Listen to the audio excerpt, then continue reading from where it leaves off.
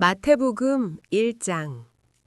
아주 오래전부터 준비되어 온 한 이름, 예수 그리스도의 이야기입니다. 하나님은 아브라함을 부르시고 약속을 주셨습니다. 네 자손으로 말미암아 모든 민족이 복을 얻을 것이다. 그 약속은 이삭과 야곱, 유다로 이어지고 수많은 세대와 사람들을 지나 흘러갑니다. 그 족보 한 가운데에는 다말과 라합, 룻과 우리아의 아내처럼 상처 많고 꼬인 인생들도 들어 있습니다. 깨끗한 이력서와는 거리가 먼 사람들까지 하나님은 예수님의 가문 안에 그대로 품어버리십니다. 세월이 흘러 다윗 왕이 태어나고 왕조는 번영했다가 무너지고 나라는 바벨론에 끌려가 포로가 됩니다. 그러나 그 속에서도 계보는 계속 이어져 마침내 요셉이라는 사람에게까지 도달합니다. 요셉은 마리아와 약혼한 사람입니다. 그런데 함께 살기도 전에 마리아가 아이를 가진 것이 드러납니다. 요셉은 조용히 약혼을 끊으려 하지만 꿈속에서 천사가 나타나 말합니다. 다윗의 자손 요셉아, 두려워하지 말고 마리아를 내 아내로 맞이하여라. 그 안에서 잉태된 생명은 성령으로 된 것이다. 마리아가 아들을 낳을 것이니 그 이름을 예수라 하여라. 그가 자기 백성을 구원할 자다. 또 다른 이름 임마누엘. 하나님이 우리와 함께 계시다라는 뜻입니다. 요셉은 이해가 다 되지 않아도 그 말씀에 순종하여 마리아를 아내로 맞이하고 아이가 태어났을 때 그 이름을 예수라고 부릅니다. 망가진 족보와 흔들리는 사람들 사이로 구원하시고 함께 하시는 하나님이 들어오십니다. 마태복음 2장. 예수님이 유대 땅 베들레헴에서 태어나신 때에 동방에서 별을 연구하던 박사들이 예루살렘에 도착합니다. 유대인의 왕으로 나신 분이 어디 계십니까? 우리가 동방에서 그분의 별을 보고 그에게 경배하러 왔습니다. 이 말을 들은 헤롯 왕과 예루살렘 사람들은 불안해합니다. 헤롯은 율법학자들을 불러 그리스도가 어디에서 태어나는지 묻고 그들은 성경을 들어 유다 베들레헴이라고 대답합니다. 헤롯은 박사들을 몰래 불러 별이 나타난 때를 자세히 알아낸 뒤 그들을 베들레헴으로 보내며 말합니다. 아기를 잘 찾아보고 찾거든 내게도 알려주시오. 나도 가서 경배하겠소. 박사들은 길을 떠납니다. 동방에서 보았던 별이 다시 앞서 인도하고 마침내 아기가 계신 곳을 위해 멈춥니다. 그들은 집 안에 들어가 아기 예수와 그 어머니 마리아를 보고 엎드려 경배합니다. 그리고 보물상자를 열어 황금과 유향과 모략을 예물로 드립니다. 그 후 꿈에서 헤롯에게 돌아가지 말라 하는 지시를 받고 다른 길로 자기 나라로 돌아갑니다. 그들이 떠난 뒤 요셉에게도 꿈에 천사가 나타나 말합니다. 일어나 아기와 그의 어머니를 데리고 이집트로 피신하여라. 헤롯이 아기를 죽이려 한다. 요셉은 밤중에 곧바로 일어나 아기와 마리아를 데리고 이집트로 떠나고 헤롯이 죽을 때까지 그곳에 머뭅니다. 헤롯이 박사들이 돌아오지 않은 것을 알고 분노하여 베들레헴과 그 주변의 2살 아래 남자아이들을 모두 죽이라는 잔인한 명령을 내립니다. 시간이 지나 헤롯이 죽자 천사는 다시 요셉에게 나타나 이스라엘 땅으로 돌아가라고 말합니다. 요셉은 돌아오다가 새로 유대를 다스리는 자를 보고 두려워하여 다시 꿈의 지시를 따라 갈릴리 지방 나사렛이라는 마을에 정착합니다. 세상의 왕은 새로운 왕을 두려워하며 죽이려 하지만 하나님은 꿈과 별과 길을 통해 한 아기와 그 가정을 끝까지 지키십니다. 마태복음 3장. 광야에 한 사람이 나타납니다. 사람들은 그를 세례 요한이라 부릅니다. 요한은 유대 광야에서 큰 소리로 외칩니다. 회개하라! 천국이 가까웠다! 그는 낙타털옷을 입고 가죽띠를 띠며 메뚜기와 야생꿀을 먹으며 살아갑니다. 세상 기준으로 보면 거칠고 이상한 사람 같지만 예루살렘과 온 유대에서 수많은 사람들이 그에게 나아와 자신들의 죄를 고백하며 요단강에서 세례를 받습니다. 바리새인과 사두개인 같은 종교 지도자들도 세례받으러 나왔을 때 요한은 단호하게 말합니다. 독사의 자식들아! 다가오는 진노를 피하라 하는 말을 누가 너희에게 일러주었느냐? 회개에 합당한 열매를 맺어라. 우리는 아브라함의 자손이다 라는 말만 믿고 안심하지 말아라. 하나님은 이 돌들로도 아브라함의 자손을 만들 수 있다. 요한은 자신을 물로 세례 베부는 자라고 소개하면서 자기 뒤에 오실 분은 성령과 불로 세례를 주신다고 말합니다. 그때 예수님께서 갈릴리에서 요단강으로 오셔서 요한에게 세례를 받으려 하십니다. 요한은 제가 오히려 주님께 세례를 받아야 할 사람입니다 라며 사양하지만 예수님은 말씀하십니다. 지금은 이렇게 하자. 우리가 이와 같이 하여 모든 의를 이루는 것이 합당하다. 요한은 순종하여 예수님께 세례를 줍니다. 예수님이 물에서 올라오실 때 하늘이 열리고 성령이 비둘기처럼 임하시고 하늘에서 음성이 들립니다. 이는 내 사랑하는 아들이요 내가 기뻐하는 자다. 광야의 외침은 마침내 하나님이 기뻐하시는 아들을 가리키며 멈춥니다. 마태복음 4장. 예수님은 성령에 이끌려 광야로 나가 40일을 금식하십니다. 그 후에 마귀가 다가와 예수님을 시험합니다. 이 돌들로 떡이 되게 하라. 예수님은 말씀으로 대답하십니다. 사람이 떡으로만 살 것이 아니라 하나님의 입에서 나오는 모든 말씀으로 살 것이다. 마귀는 성전 꼭대기로 데리고 가서 뛰어내려 보라, 천사가 지킬 것 아니냐고 유혹하지만 예수님은 주 너의 하나님을 시험하지 말라고 답하십니다. 마지막으로 세상 모든 나라와 영광을 보여주며 내게 엎드려 경배하면 다 주겠다고 할 때 예수님은 단호히 말씀하십니다. 사탄아 물러가라. 주 너의 하나님께 경배하고 다만 그를 섬기라 하였느니라. 시험이 끝나고 예수님은 갈릴리로 가셔서 회개하라, 하늘나라가 가까이 왔다라고 선포하시며 공적인 사역을 시작하십니다. 갈릴리 호수가에서 그물을 던지는 어부들을 보시고 말씀하십니다. 나를 따라오너라. 내가 너희를 사람을 낚는 어부가 되게 하겠다. 그들은 곧 그물을 버려두고 예수님을 따릅니다. 예수님은 회당에서 가르치시고 하늘나라의 복음을 전하시며 사람들의 모든 병과 약함을 고치십니다. 예수님을 따르는 무리가 점점 더 많아집니다. 마태복음 5장. 예수님을 따르는 무리가 많아지자 예수님은 산에 올라 앉으시고 제자들과 사람들에게 말씀을 시작하십니다. 우리가 산상수훈이라고 부르는 말씀입니다. 심령이 가난한 자는 복이 있나니 천국이 그들의 것이다.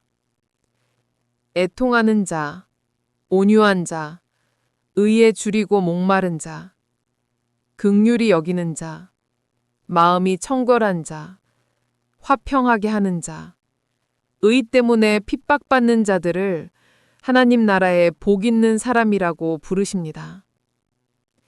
예수님은 제자들을 향해 너희는 세상의 소금과 빛이다 라고 하시며 이 세상 속에서 맛을 잃지 말고 빛을 숨기지 말고 비추라고 말씀하십니다.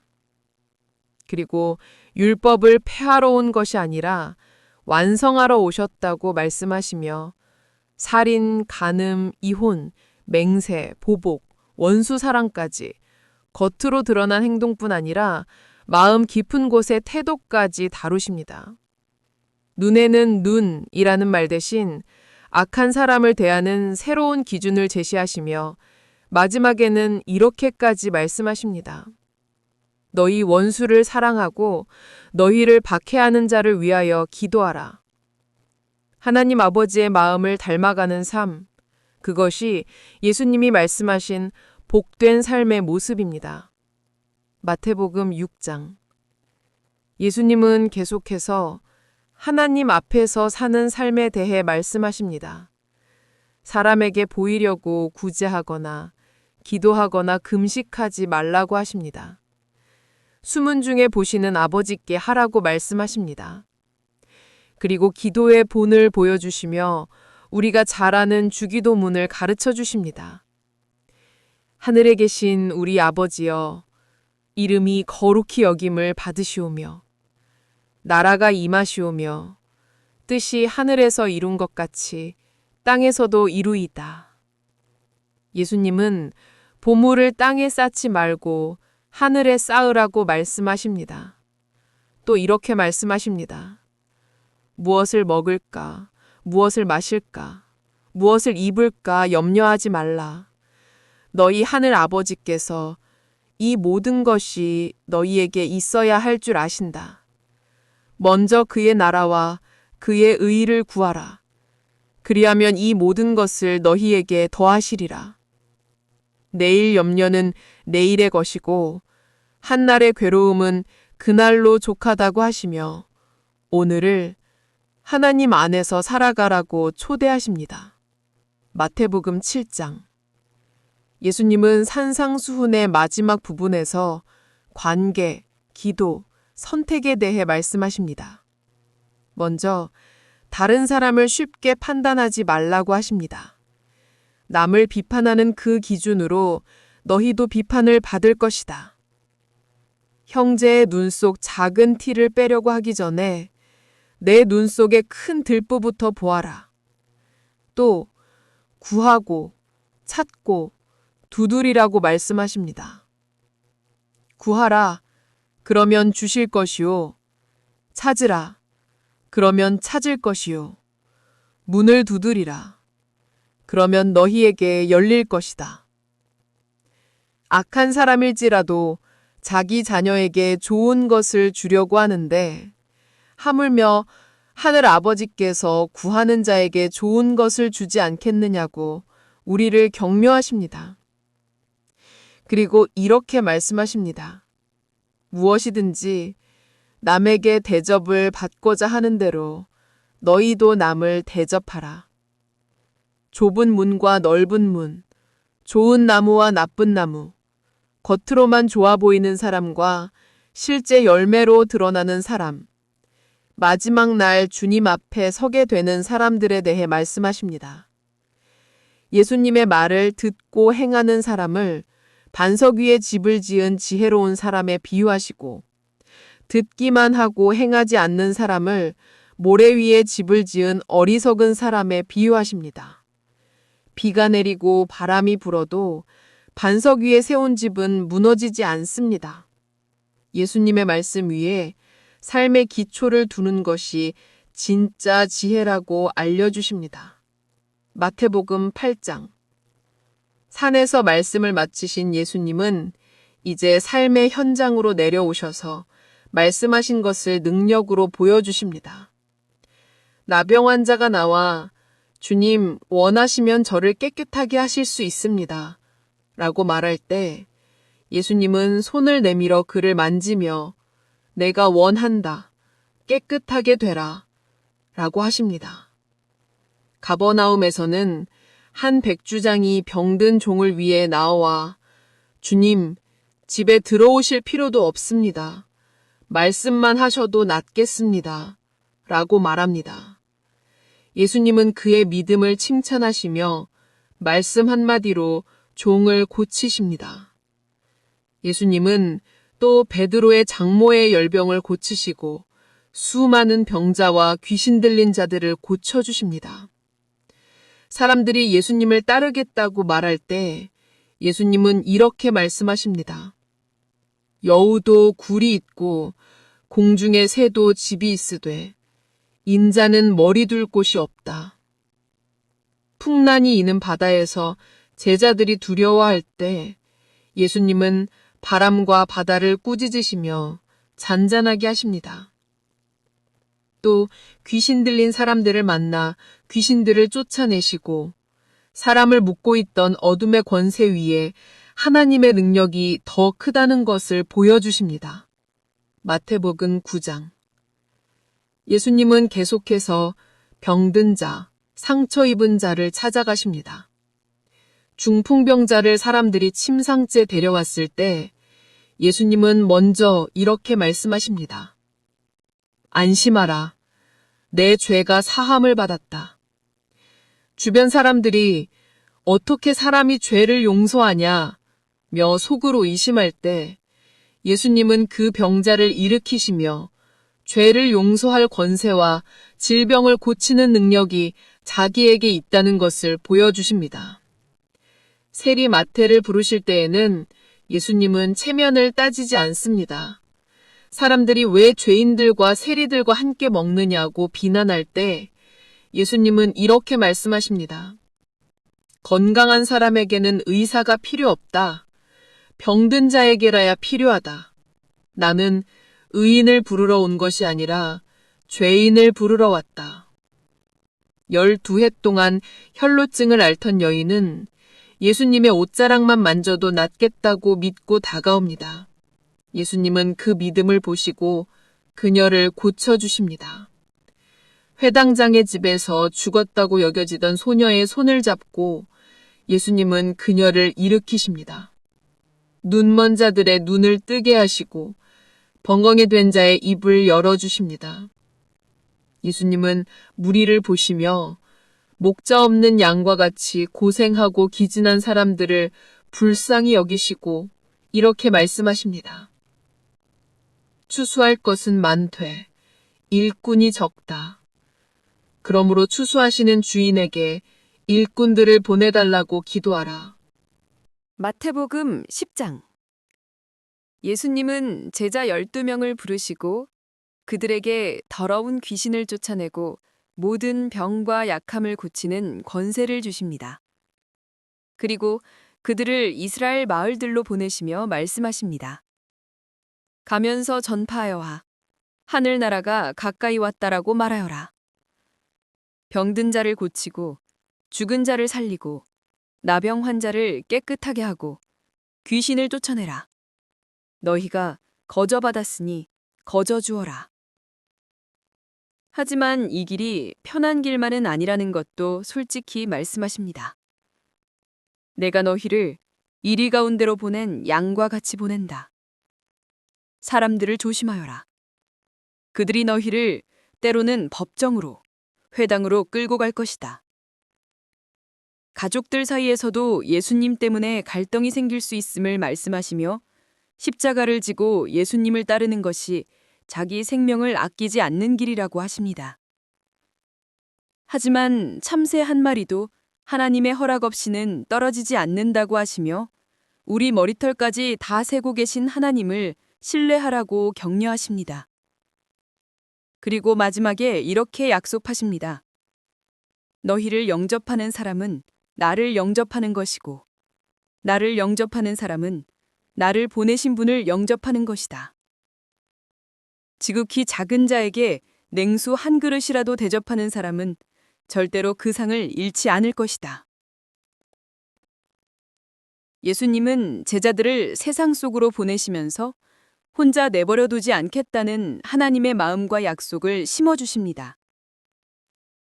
마태복음 11장. 세례 요한은 옥에 갇혀 있었습니다. 그는 자기 제자들을 예수님께 보내 이렇게 묻습니다. 오실 그분이 주님이십니까? 아니면 우리가 다른 이를 기다려야 합니까? 예수님은 이렇게 대답하십니다. 가서 요한에게 너희가 듣고 보는 것을 전하여라. 맹인이 보며 못 걷던 사람이 걷고 나병 환자가 깨끗함을 받으며 귀먹은 사람이 들으며 죽은 자가 살아나고 가난한 자들에게 복음이 전해진다. 나로 말미암아 실족하지 않는 사람은 복이 있다. 예수님은 무리에게 세례 요한에 대해 말씀하시며 그가 흔들리는 갈대가 아니라 선지자보다도 더 큰 사람이라고 하십니다.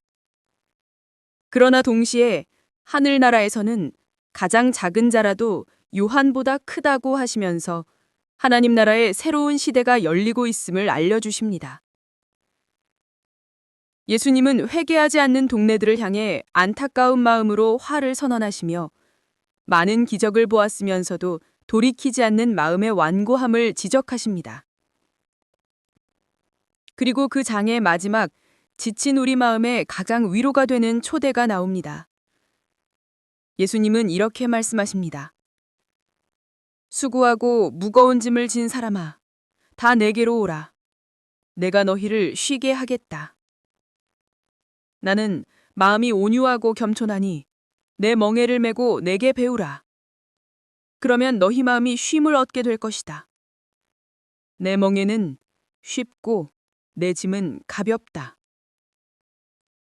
지친 사람을 꾸짖지 않고 일단 내게로 오라고 부르시는 주님의 목소리가 조용히 들려오는 장입니다. 마태복음 12장. 어느 안식일에 예수님의 제자들이 밀밭 사이를 지나가다가 배가 고파 이삭을 잘라 먹었습니다. 바리새인들이 이를 보고 안식일을 하지 못할 일을 한다고 비난합니다. 예수님은 다윗이 굶주렸을 때 제사장들만 먹을 수 있는 떡을 먹었던 이야기, 안식일에도 성전에서 일하는 제사장들을 예로 들며 안식일의 참된 의미를 말씀하십니다. 나는 자비를 원하고 제사를 원치 않는다. 인자는 안식일의 주인이다. 또 다른 안식일에 예수님은 손 마른 사람을 회당에서 고치십니다. 사람들은 안식일에 병 고치는 것이 옳으냐고 따지지만 예수님은 생명을 살리는 것이 옳으냐, 죽이는 것이 옳으냐라고 물으시며 생명을 살리는 길을 선택하십니다. 예수님은 귀신 들려 눈 멀고 말 못하는 사람을 고치십니다. 사람들은 놀라지만 일부는 귀신의 왕의 힘을 빌려 귀신을 쫓아낸다고 비난합니다. 예수님은 입에서 나오는 말은 마음의 상태를 보여준다고 하시며 헛된 말, 악한 말에 대해 경고하십니다. 그리고 사람들은 하늘에서 오는 표적을 보여달라고 요구하지만 예수님은 요나의 표적밖에는 줄 곳이 없다고 하시며 죽음과 부활의 예고를 암시하십니다. 예수님의 가족들이 찾아왔을 때 예수님은 제자들을 바라보며 이렇게 말씀하십니다. 누구든지 하늘에 계신 내 아버지의 뜻을 행하는 사람, 그 사람이 바로 내 형제요, 자매요, 어머니이다. 혈연보다 더 깊은 하나님의 뜻 안에서 맺는 새 가족을 선언하십니다. 마태복음 13장. 예수님은 그냥 많은 무리에게 비유로 말씀하십니다. 씨를 뿌리는 농부의 비유. 어떤 씨는 길가에 떨어져 새가 먹어버리고 어떤 씨는 돌밭에 떨어져 뿌리가 깊지 못해 타버리고 어떤 씨는 가시떨기 사이에 떨어져 막혀버리고 어떤 씨는 좋은 땅에 떨어져 30배나 60배나 100배 열매를 맺습니다. 예수님은 하나님의 말씀을 듣는 우리의 마음이 이 네 가지 밭과 같다고 설명하십니다. 또 가라지 비유, 겨자씨와 누룩의 비유, 밭에 감추인 보화와 값진 진주를 발견한 상인의 비유, 그물을 내려 온갖 물고기를 끌어올리는 비유를 통해 하나님 나라가 어떻게 시작되고 자라고 마지막에 어떻게 구별되는지 말씀하십니다. 좋은 것과 나쁜 것이 지금은 섞여 자라지만 마지막 때에 하나님이 알곡과 쭉정이를 나누듯이 분명히 심판하실 것을 경고하십니다. 예수님은 비유로 말씀하시고 제자들에게는 따로 그 뜻을 풀어서 설명해 주십니다. 그러나 예수님이 자라나신 고향 나사렛에 가서 가르치실 때 사람들은 예수님의 지혜와 능력을 보고도 이 사람 우리가 아는 그 목수 아들 아니냐라며 끝내 믿지 않습니다. 선지자가 고향과 자기 집에서는 존경을 받지 못한다는 말처럼 예수님은 그들의 불신으로 인해 그곳에서는 많은 기적을 행하지 않으십니다. 하나님 나라의 비밀이 겸손한 마음에는 열리지만 익숙함과 불신으로 가득 찬 곳에는 닫힐 수 있다는 것을 보여주는 장입니다. 마태복음 14장. 세례 요한은 헤롯의 잘못을 꾸짖다가 옥에 갇히게 냅니다. 헤롯이 연회를 벌여던 날 그의 앞에서 춤추던 소녀는 어머니의 시키는 대로 닭반에 요한의 머리를 얹어달라고 요구하고 세례 요한은 그렇게 순교를 당합니다. 이 소식을 들은 예수님은 조용히 한적한 곳으로 물러가십니다. 그러나 많은 무리가 예수님을 따라와 모입니다. 예수님은 그들을 보시고 불쌍히 여기셔서 병든 자들을 고치십니다. 날이 저물자 제자들은 사람들을 마을로 보내 각자 먹을 것을 사게 하자 라고 말하지만 예수님은 너희가 먹을 것을 주어라 라고 말씀하십니다. 제자들이 가진 것은 떡 5개와 물고기 2마리 뿐이었습니다. 예수님은 그것을 가지고 하늘을 우러러 축사하시고 떼어지십니다. 5,000명이 넘는 사람들이 배부르게 먹고도 많은 조각이 남습니다. 그날 밤 예수님은 제자들만 먼저 배를 타고 건너가게 하시고 자신은 산에 올라가 따로 기도하십니다. 바다에서는 바람이 거세게 불어 제자들이 고생하고 있을 때 예수님이 밤중에 물 위를 걸어 그들에게 다가오십니다. 제자들은 놀라 두려워하지만 예수님은 말씀하십니다. 두려워하지 말아라. 나다. 베드로가 주님이시라면 물 위로 오라고 하세요. 마태복음 15장. 종교 지도자들이 찾아와 예수님의 제자들이 장로들의 전통대로 손을 씻지 않고 음식을 먹는다고 문제를 제기합니다. 예수님은 사람의 계명으로 하나님의 계명을 밀어내버리고 전통을 핑계로 부모를 공경하라는 하나님의 말씀을 깨뜨리는 그들을 꾸짖으십니다. 그리고 이렇게 말씀하십니다. 입으로 들어가는 것이 사람을 더럽게 하는 것이 아니라 입에서 나오는 것이 사람을 더럽게 한다. 마음에서 나오는 악한 생각, 거짓 증언, 비방, 음란, 도둑질이 사람을 더럽게 한다고 하십니다. 그 후 가나안 여인 한 사람이 다윗의 자손이시여 제 딸이 귀신에 심하게 시달립니다. 라며 간청합니다. 처음엔 예수님은 침묵하셨고 나는 이스라엘 집에 잃어버린 양에게 먼저 왔다고 하십니다. 또 자녀들의 떡을 개들에게 던져주는 것이 옳지 않다라고 하시자 그 여인은 이렇게 대답합니다. 주님, 맞습니다. 하지만 개들도 주인의 상에서 떨어지는 부스러기는 넣습니다. 예수님은 그녀의 믿음을 보시고 놀라워하시며 내 믿음이 크다. 내 소원대로 될 것이다. 라고 말씀하시고 그의 딸은 그 시각에 나음을 얻습니다. 또 많은 병자들이 예수님께 나아와 고침을 받고 예수님은 7,000명이 넘는 사람들을 위해 떡 7개와 작은 생선 몇 마리로 또 한 번 무리를 먹이십니다. 사람의 전통보다 하나님의 마음이 더 중요하고 민족의 경계보다 믿음이 더 중요하다는 것을 보여주는 장입니다. 마태복음 16장. 바리새인과 사두개인들이 예수님께 와서 하늘로부터 오는 표적을 보여달라고 요구합니다. 예수님은 하늘빛을 보고 날씨는 잘 맞추면서 지금 시대의 표적은 보지 못한다고 하시며 요나의 표적밖에는 보여줄 것이 없다고 말씀하십니다. 제자들과 함께 배를 타고 가실 때 예수님은 바리새인과 사두개인들의 누룩을 주의하라고 하십니다. 제자들은 빵 이야기인 줄 알지만 예수님은 그들의 가르침과 태도를 경계하라고 말씀하신 것입니다. 빌립보 가이사랴 지방에서 예수님은 제자들에게 물으십니다. 사람들은 인자를 누구라 하느냐? 제자들이 여러 의견을 말한 후 예수님은 다시 묻습니다. 그러면 너희는 나를 누구라 하느냐? 베드로가 대답합니다.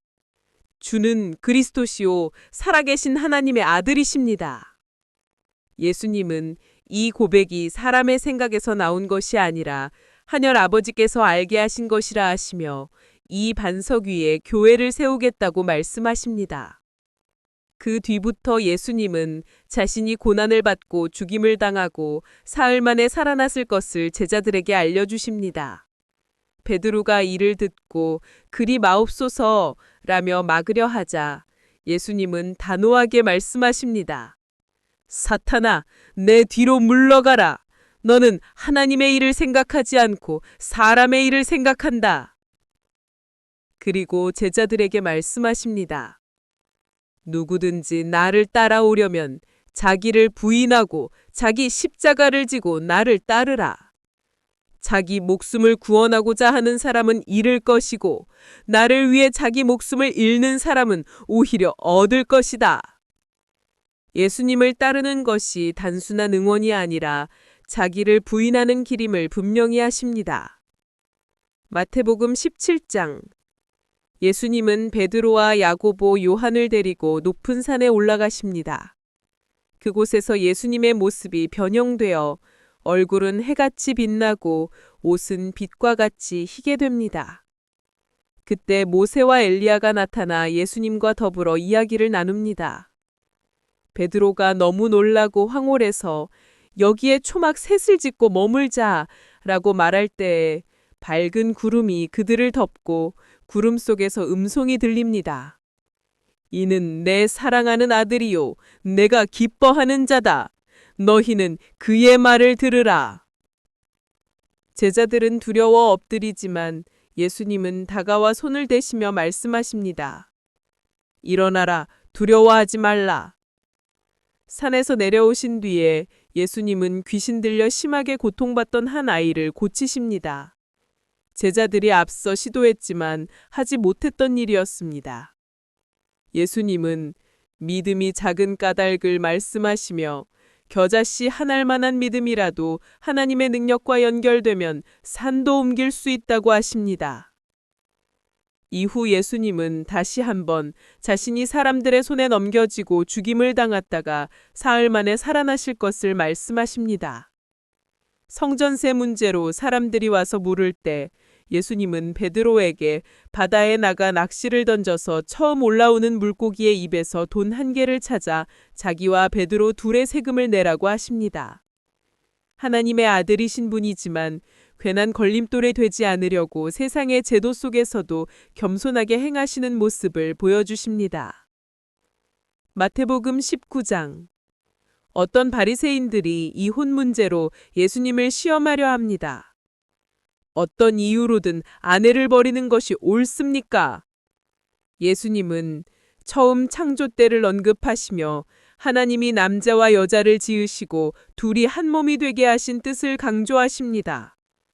하나님이 짝지어 주신 것을 사람이 나누지 못할 것이다. 그리고 모세가 이혼을 허락한 것은 사람들의 마음이 완악했기 때문이라고 설명하십니다. 제자들이 결혼이 이렇게 무겁다면 아예 결혼 안 하는 것이 낫겠다는 식으로 말할 때에 예수님은 혼자 사는 것도 부르심이 있는 사람에게 허락된 길이라고 말씀하십니다. 사람들이 작은 아이들을 예수님께 데려와 손을 얹어 축복해달라고 할 때 제자들이 막으려 하지만 예수님은 어린아이들을 내게로 오게 하라. 막지 말아라. 하늘나라는 이런 사람들 것이다. 라고 말씀하시고 그들을 안아 축복하십니다. 한 부자 청년이 와서 묻습니다. 선한 선생님, 제가 무슨 선한 일을 해야 영생을 얻을 수 있습니까? 예수님은 계명을 지키라고 하시고 그가 어릴 때부터 다 지켰다 라고 대답하자 이렇게 말씀하십니다. 내게 아직 한 가지가 부족하다. 내가 가진 것을 팔아 가난한 사람들에게 주어라. 그러면 하늘에 보물이 쌓일 것이다. 그리고 와서 나를 따르라. 그 청년은 큰 재산 때문에 근심하며 돌아갑니다. 예수님은 제자들에게 말씀하십니다. 부자가 하나님 나라에 들어가는 것은 어렵다. 약대가 바늘 귀를 지나는 것보다 더 어렵다. 제자들이 그러면 누가 구원을 받을 수 있습니까? 라고 묻자 예수님은 이렇게 대답하십니다. 사람으로는 할 수 없지만 하나님으로는 다 하실 수 있다. 그리고 모든 것을 버리고 예수님을 따른 자들에게 하늘에서의 상과 새로워지는 세상을 약속하십니다. 이것이 마태복음 19장입니다. 마태복음 20장. 예수님은 하나님 나라를 설명하시면서 포도원 주인의 비유를 말씀하십니다. 어떤 집주인이 아침 일찍 나가 일꾼들과 품삯을 약속하고 포도원에 보냅니다. 또 오전, 정오, 오후 늦게까지도 일꾼들을 계속 들여보내고 심지어 하루가 거의 끝날 무렵에도 아무도 고용하지 않은 사람들을 데려옵니다. 저녁이 되어 품삯을 줄 때 맨 나중에 온 사람부터 먼저 온 사람까지 모두에게 한 데나리온씩 줍니다. 먼저 온 사람들이 불평합니다. 우리는 더 오래, 더 많이 일했는데 왜 똑같이 줍니까? 집주인은 이렇게 말합니다. 친구요, 내가 내게 잘못한 것이 없다. 우리가 약속한 품삯을 주는 것 아니냐? 내 것을 가지고 내 마음대로 하는 것이 왜 나쁘냐? 내가 선한 것 때문에 내가 시기하는 것이냐? 예수님은 나중된 자가 먼저 되고 먼저 된 자가 나중된다고 하시며 하나님의 은혜가 우리가 계산하는 방식과 다름을 보여주십니다. 예수님은 제자들에게 예루살렘에서 겪게 될 일을 다시 한번 자세히 말씀하십니다. 사람들에게 넘겨지고 조롱과 채찍질, 그리고 십자가의 죽음을 당하지만 사흘 만에 살아나실 것을 분명히 알려주십니다. 그때 야고보와 요한의 어머니가 와서 두 아들을 예수님의 나라에서 하나는 오른편, 하나는 왼편에 앉게 해달라고 부탁합니다. 예수님은 너희는 너희가 구하는 것이 무엇인지 모른다고 하시며 자기 잔을 마실 수 있느냐고 물으십니다. 그리고 제자들에게 이렇게 가르치십니다. 이방 사람들의 통치자들은 권력을 휘두르지만 너희 중에는 그렇지 않아야 한다. 너희 중에 누구든지 크고자 하는 자는 너희를 섬기는 자가 되어야 하고 누구든지 으뜸이 되고자 하는 자는 너희의 종이 되어야 한다. 인자, 나는 섬김을 받으려 온 것이 아니라 섬기려 왔고 많은 사람을 위하여 자기 목숨을 대속물로 주려 왔다. 예리고를 떠날 때 길가에 앉아있던 2명의 맹인이 다윗의 자손이여 우리를 불쌍히 여기소서라고 외칠 때 사람들은 그들을 조용히 시키려 하지만 그들은 더 크게 외칩니다. 예수님은 걸음을 멈추고 그들에게 다가가 묻습니다. 내가 너희에게 무엇을 해주기를 원하느냐? 그들이 눈뜨기를 원합니다. 라고 말하자 예수님은 그들의 눈을 만지시고 그들은 곧 보게 됩니다. 그리고 그들은 예수님을 따라 나섭니다. 섬김, 은혜, 그리고 눈을 뜨게 하시는 주님이 선명하게 드러나는 장입니다. 마태복음 21장. 예수님이 드디어 예루살렘으로 들어가십니다. 예수님은 두 제자를 보내 나귀와 그 새끼를 끌고 오게 하십니다. 주님께서 쓰시겠다라고 말하라고 하시죠. 예수님이 그 어린 나귀를 타고 성 안으로 들어오실 때 사람들은 겉옷을 길에 펴고 종려나무 가지를 꺾어 흔들며 외칩니다. 다윗의 자손이여 우리를 구원하소서. 주의 이름으로 오시는 이여 찬양을 받으소서. 예루살렘 온 성이 소동합니다. 이분이 누구냐? 라는 질문이 나오고 사람들은 갈릴리 나사렛에서 나온 선지자 예수라고 말합니다.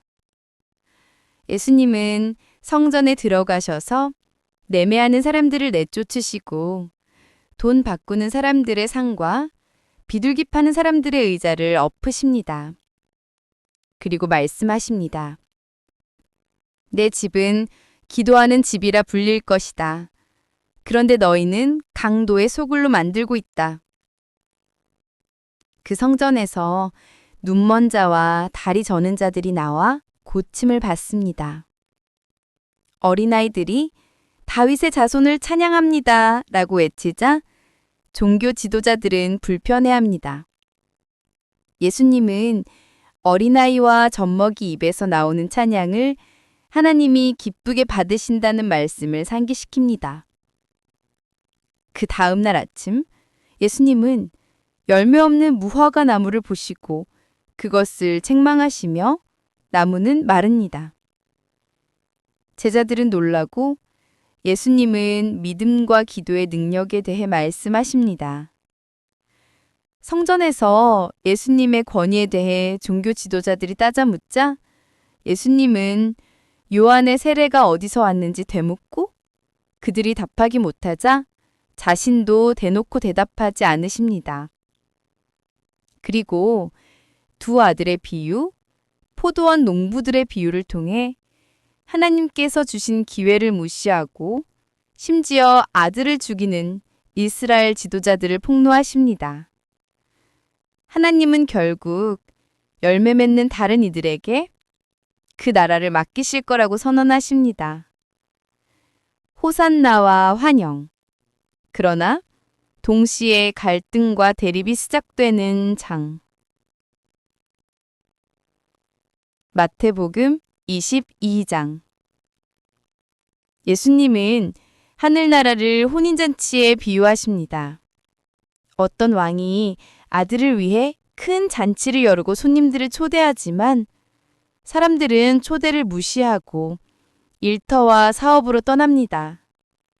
어떤 이들은 왕의 종들을 모욕하고 죽이기까지 합니다. 왕은 그들을 심판하고 이번에는 길거리에 있는 아무나 데려오게 하여 잔치를 가득 채웁니다. 그러나 준비되지 않은 마음, 잔치를 가볍게 여기는 태도는 결국 바깥 어둠 속으로 쫓겨나게 됩니다. 부르심을 받은 사람은 많지만 택감을 받은 사람은 적다라는 말씀이 여기에서 나옵니다. 바리새인과 헤롯 당원들이 와서 세금 문제로 예수님을 함정에 빠뜨리려 합니다. 황제에게 세금을 내는 것이 옳습니까? 옳지 않습니까? 예수님은 동전을 보게 하시며 황제의 것은 황제에게, 하나님의 것은 하나님께 돌려드려라 라고 말씀하십니다. 사두개인들은 부활을 믿지 않으면서 형제 부인범을 가지고 장난스러운 질문을 던집니다. 그러나 예수님은 그들이 성경도 하나님의 능력도 모른다고 지적하시며 죽은 자의 부활과 하나님이 살아있는 자의 하나님이심을 말씀하십니다. 한 율법 교사가 어떤 계명이 가장 큰 계명입니까? 라고 물을 때 예수님은 요약해서 이렇게 대답하십니다. 마음을 다하고 뜻을 다하고 힘을 다하여 하나님을 사랑하라. 그리고 내 이웃을 내 자신같이 사랑하라.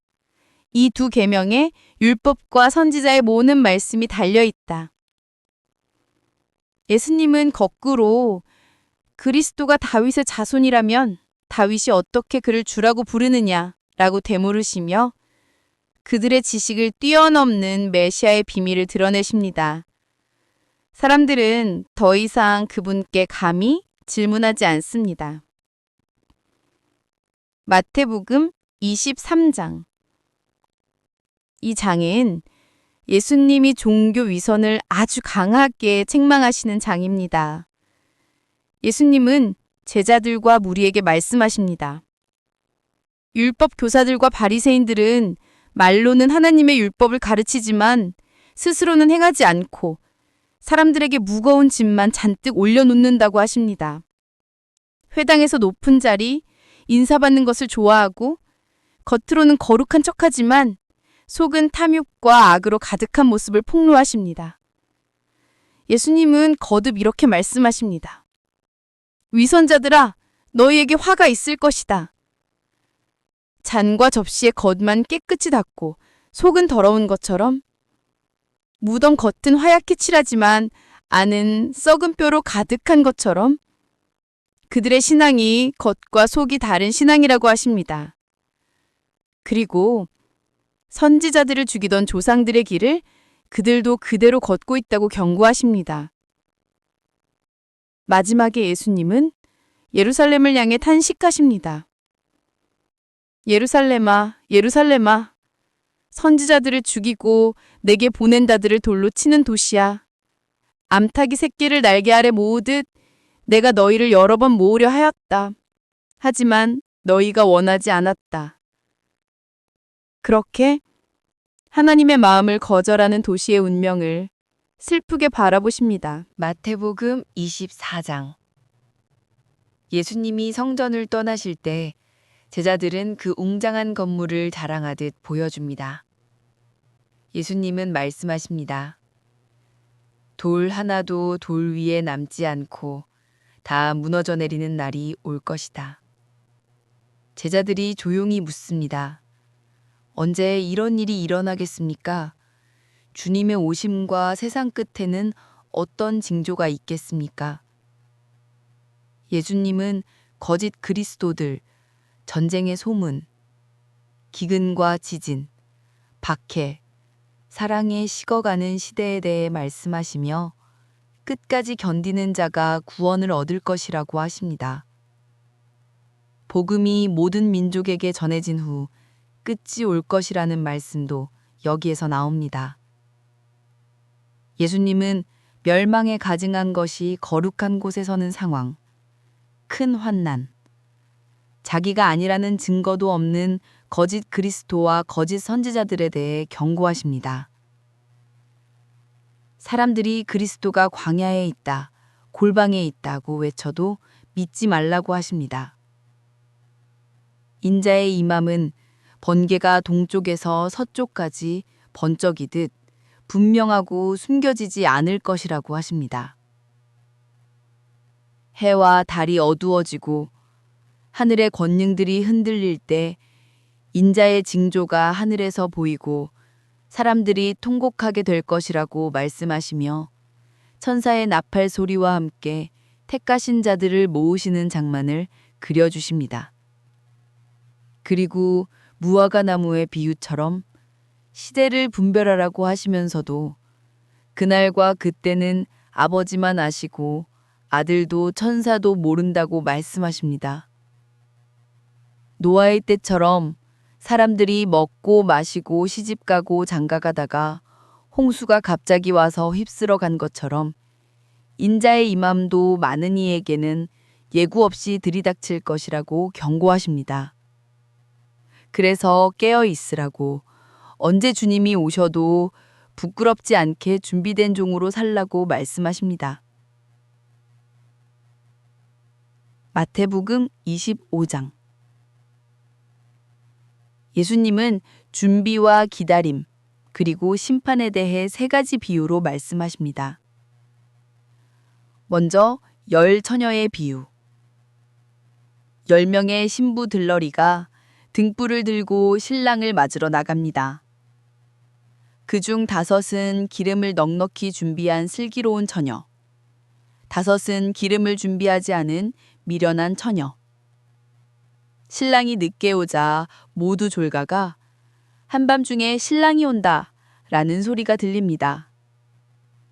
기름을 준비한 자들은 등불을 밝히고 신랑과 함께 잔치에 들어가지만 준비하지 않은 자들은 기름을 사러 나간 사이 문이 닫혀버립니다. 나를 모른다는 말이 들리고 예수님은 이렇게 덧붙이십니다. 깨어 있으라. 그날과 그때를 너희가 알지 못한다. 두 번째는 달란트 비유입니다. 어떤 주인이 먼 나라로 떠나면서 종들에게 각각 재능, 달란트를 맡기고 떠납니다. 많이 받은 사람은 많이 남기고 적게 받은 사람도 자기 몫을 가지고 성실히 일해 남겨옵니다. 그러나 한 사람은 주인이 무서운 사람이라고 생각하며 아무것도 하지 않고 땅에 묻어두었다가 그대로 가져옵니다. 주인은 수고한 종들을 칭찬하며 잘했다, 착하고 충성된 종아 라고 말하고 아무것도 하지 않은 종에게는 맡겼던 것마저 빼앗아 버립니다. 많이 받은 자에게는 더 주시고 가지지 않은 자는 있는 것마저 빼앗길 것이라는 무서운 경고가 이어집니다. 세 번째 내용은 인자가 영광 중에 와서 모든 민족을 심판하는 장면입니다. 목자가 양과 염소를 나누듯 주님은 사람들을 나누십니다. 배고픈 자에게 먹을 것을 주고 목마른 자에게 마실 것을 주고 나그네를 염접하고 헐벗은 자를 입히고 병든 자와 감옥에 갇힌 자를 찾아간 사람들에게 이렇게 말씀하십니다. 너희가 내 형제 중 지극히 작은 자 하나에게 한 것이 곧 내게 한 것이다. 그리고 아무것도 하지 않은 사람들에게는 반대로 말씀하십니다. 지극히 작은 자 하나에게 하지 않은 것이 곧 내게 하지 않은 것이다. 믿음은 단지 머릿속 동의가 아니라 작은 자를 향한 사랑으로 드러난다는 것을 분명히 보여주는 장입니다. 마태복음 26장. 이제 십자가의 시간이 바로 눈앞에 다가옵니다.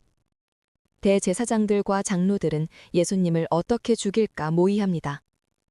그러던 중 한 여인이 값비싼 향유를 가지고 와 예수님의 머리에 붓습니다.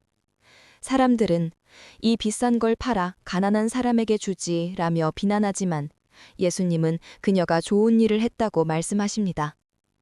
가난한 사람들은 항상 너희와 함께 있지만 나는 그렇지 않다. 그가 내게 향유를 부은 것은 내 장례를 준비한 것이다. 복음이 전해지는 곳마다 이 여인이 한 일도 함께 기억될 것이다. 이때 제자 중 하나인 가룟 유다가 대제사장들에게 가서 예수님을 넘겨줄 기회를 찾기 시작합니다. 마지막 유월절 밤 예수님은 제자들과 함께 식탁에 앉으시고 빵을 떼어주시며 말씀하십니다. 이것은 너희를 위한 내 몸이다. 또 잔을 가지고 감사 기도를 하신 후 말씀하십니다. 이것은 죄 사함을 얻게 하려고 많은 사람을 위하여 흘리는 내 피, 언약의 피다. 우리가 성찬이라고 부르는 장면입니다. 그리고 제자들 중 하나가 자신을 팔 것이라고 하시며 또 모두가 예수님을 버릴 것이라 말씀하십니다. 베드로는 모두 주님을 버려도 나는 결코 버리지 않겠다고 말하지만 예수님은 오늘 밤 닭 울기 전에 네가 3번 나를 모른다고 할 것이다 라고 말씀하십니다. 그 후 예수님은 겟세마네 동산에서 고민하며 기도하십니다. 아버지, 할 수만 있다면 이 잔을 내게서 지나가게 하소서. 그러나 내 뜻대로 마시고 아버지의 뜻대로 하옵소서. 제자들은 그 시간에도 졸고 잠듭니다. 곧 유다가 무리들을 데리고 와서 입맞춤으로 예수님을 가리키고 예수님은 잡혀가십니다. 대제사장 집에서 거짓 증인들이 예수님을 고발하고 대제사장은 네가 하나님의 아들이냐고 묻습니다. 예수님이 네가 말하였다 라고 하시며 인자가 권능자의 오른편에 앉아 있을 것과 영광 중에 올 것을 말씀하시자 그들은 신성모독이라며 예수님을 사형에 넘길 결정을 합니다. 그 사이 마당에 있던 베드로는 사람들의 추궁에 나는 저 사람을 모른다고 3번이나 부인하고 그 순간 닭이 웁니다. 예수님의 말씀이 떠오른 베드로는 밖으로 나가 심하게 울게 됩니다. 마태복음 27장. 예수님은 로마 총독 빌라도 앞에 서게 됩니다. 빌라도는 예수님이 시기와 음모로 넘겨졌다는 것을 알면서도 민중의 소동을 두려워합니다. 유다는 자신이 무죄한 피를 파는 일에 가담했다는 죄책감에 은돈을 던져버리고 스스로 목숨을 끊습니다. 빌라도는 명절마다 죄수 1명을 놓아주는 관습을 이용해 예수와 바라바 중 하나를 풀어주려 합니다.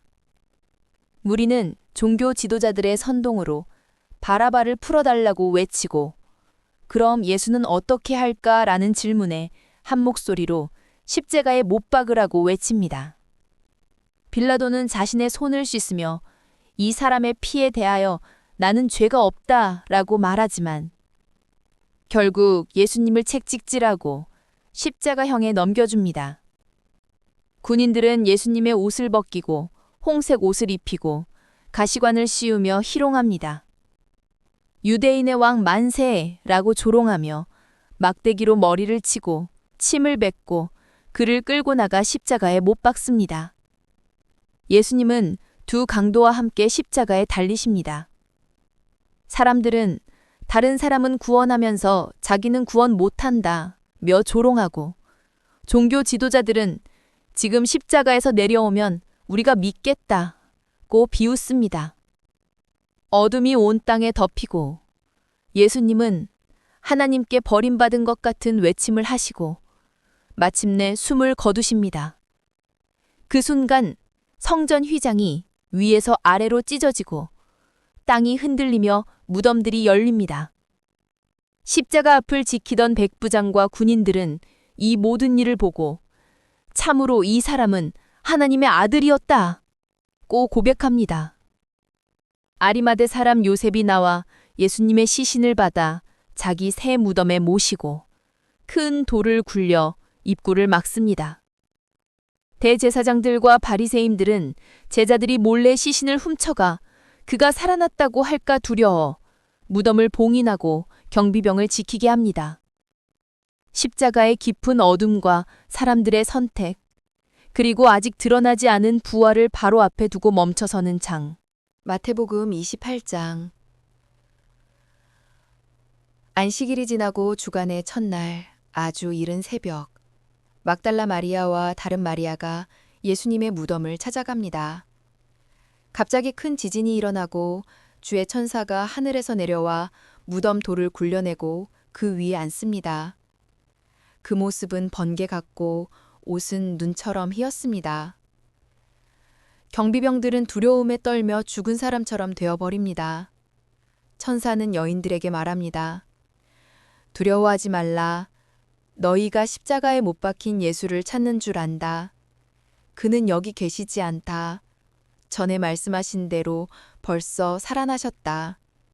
와서 그가 놓으셨던 곳을 보아라. 그리고 서둘러 가서 제자들에게 전하여라. 그가 죽은 자들 가운데서 살아났고 너희보다 먼저 갈릴리로 가신다. 거기서 그를 보게 될 것이다. 여인들은 두려움과 큰 기쁨이 섞인 마음으로 제자들에게 이 소식을 전하러 달려갑니다. 가는 길에 예수님이 직접 그들을 만나 평안하냐고 인사하십니다. 그들은 예수님의 발을 붙잡고 경배하고 예수님은 두려워하지 말고 내 형제들에게 갈릴리로 가라고 전하라고 하십니다. 한편 경비병들은 대제사장들에게 가서 일어난 일을 그대로 보고합니다. 그들은 돈을 주며 제자들이 밤에 와서 그의 시체를 훔쳐갔다고 말하라고 지시합니다. 그 거짓 소문은 오랫동안 사람들 사이에서 퍼져갑니다. 마지막으로 11 제자가 예수님이 지정하신 갈릴리 산에 모입니다. 예수님은 그들에게 다가와 말씀하십니다. 하늘과 땅의 모든 권세를 내게 주셨다. 그러므로 너희는 가서 모든 민족을 제자로 삼아라. 아버지와 아들과 성령의 이름으로 세례를 베풀고 내가 너희에게 명한 모든 것을 가르쳐 지키게 하여라. 보아라, 내가 세상 끝날까지 항상 너희와 함께 있겠다. 부활하신 주님이 두려움 많은 제자들을 세상으로 보내시며 하신 약속. 끝이 아니라 복음과 동행의 시작을 선언하는 장.